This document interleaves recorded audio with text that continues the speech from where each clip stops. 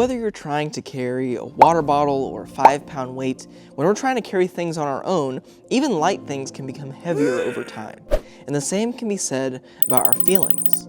When we feel sad, scared, angry, confused, the weight of those emotions at first might seem pretty light, might seem pretty manageable. But the longer that we hold these things, the heavier and more unmanageable these feelings can become. And sometimes when these feelings become unmanageable, it might lead some people to consider taking their own life.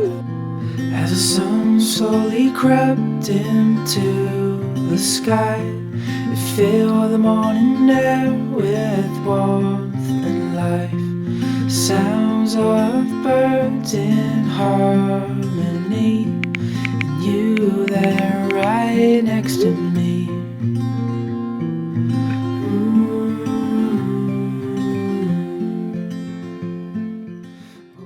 Now, throughout the series, we've been talking about some pretty heavy topics. This topic might be one of the hardest to talk about because it's all about how we can help our friends who struggle with the burden of suicidal thoughts. And it's important to know why this discussion is important.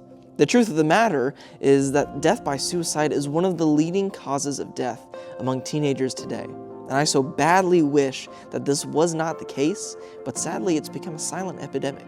And it's only really acknowledged after it's too late most of the time. And that's why we have to avoid treating this as something that we can't discuss. Yes, this conversation is definitely uncomfortable, but ignoring the problem doesn't make it better, and it certainly doesn't make the problem go away. And just to set the record straight, suicidal thoughts are not limited to people who just have mental illnesses like depression or anxiety disorders. Yes, those things might increase the likelihood of having suicidal thoughts, but suicidal thoughts might also be the result of things like physical injury, prolonged stress, excessive screen time, social isolation, negative social media usage, or societal pressures. And since Jesus calls us to love other people well, it's important that we become more comfortable talking about suicide and how to help people who are struggling. Unfortunately, the Bible has a lot to say about how God can bring hope to our lives, especially when difficulties and troubles weigh us down.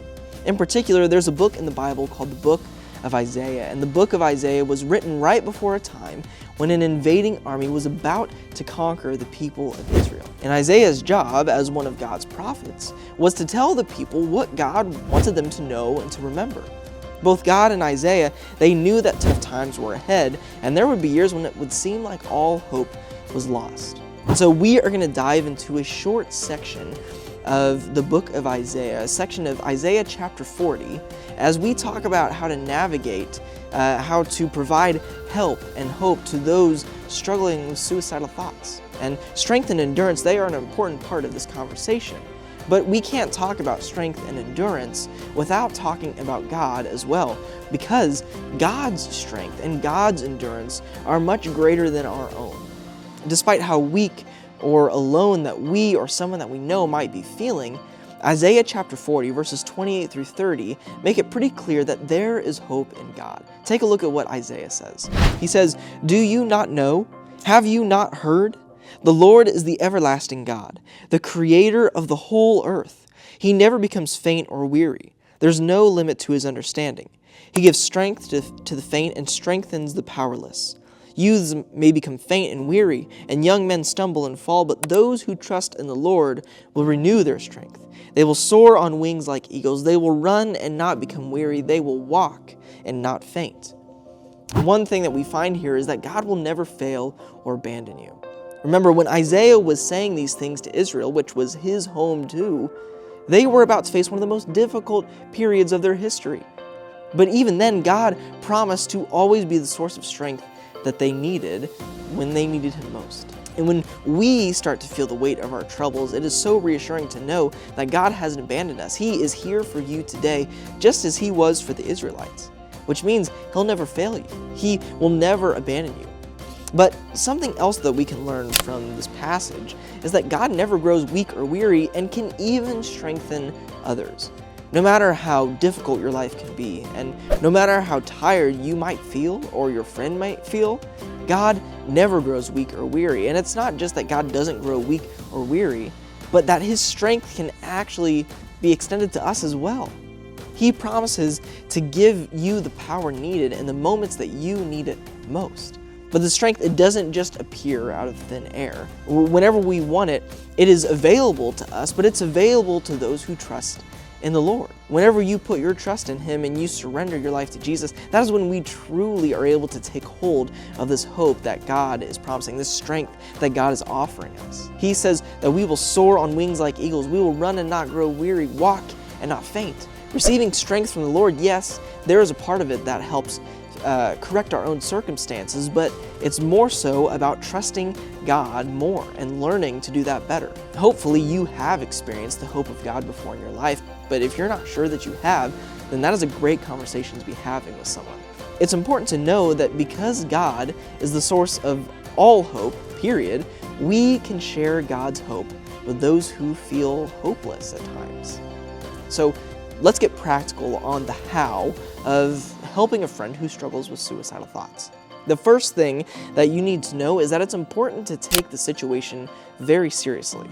So listen for warning signs. Direct comments about suicide are clear signs of suicidal thoughts. But even offhanded comments or jokes should be reason for concern too. Pay attention to and trust your own instincts. You know your friends, and if they suddenly change their behavior in a way that concerns you, don't feel like it's wrong to ask questions. Many studies have shown that asking direct questions like, "Are you considering hurting yourself?" or "Are you considering ending your life?" Those sorts of questions, they don't increase the chances that someone might attempt suicide. In fact, it's commonly believed that asking questions like this and having an open dialogue about suicide might even reduce the severity of suicidal thoughts. And once you know or believe that you know that someone is struggling with suicidal thoughts, it's important to seek help for your friend. If someone you know is dealing with suicidal thoughts, it's not something that you should try to handle on your own. So find a trusted adult like a parent, a coach, a teacher, a small group leader, or pastor, and share your concerns with them immediately. If your friend says that they've already told an adult, or if they promise to tell an adult, you should still tell someone too. Telling a safe, caring adult is like adding another person to the team. And when you have more people on a team offering more and more support, there's a better chance that your friend is going to get the help that they really need.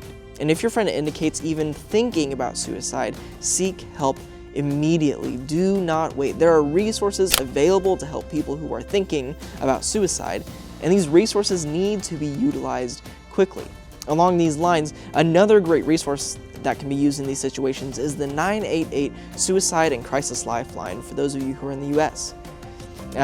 If you call or text 988, you will immediately be connected with a local crisis center providing free and confidential emotional support, and it's available 24 hours a day, 7 days a week.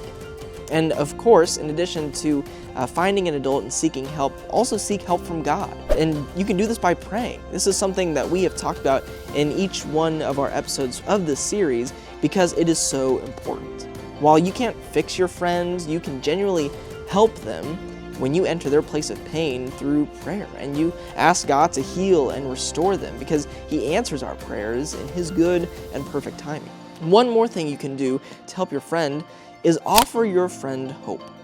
As you're helping your friend connect with helpful resources and adults who care about them, you can also point them to the hope that's found in a God who loves them, who will never abandon them, and who gives them renewed strength. As followers of Jesus, this message of hope truly is a message that we uniquely have to offer a person who has lost hope and who struggles with suicidal thoughts. We can point these friends to life-transforming hope that is found only in God because He is the source of all hope. So to wrap this all up, God offers hope to the hopeless. And if you happen to be that friend who's struggling with suicidal thoughts, my heart goes out to you. Even though you might not feel like it, there is always hope. Every day that you're alive, it's a battle that you've won. But this fight is not a fight that is won by strength or even how long you can carry your own burdens. This is a fight that is won when we all work together. So if you find yourself struggling with thoughts of suicide, talk to a trusted adult about it. And remember, no matter who you are, what you've done, what you're dealing with, you need to know that you are seen, you are wanted, and you are loved by God, and He can use you to give help and hope to those who struggle with mental illness.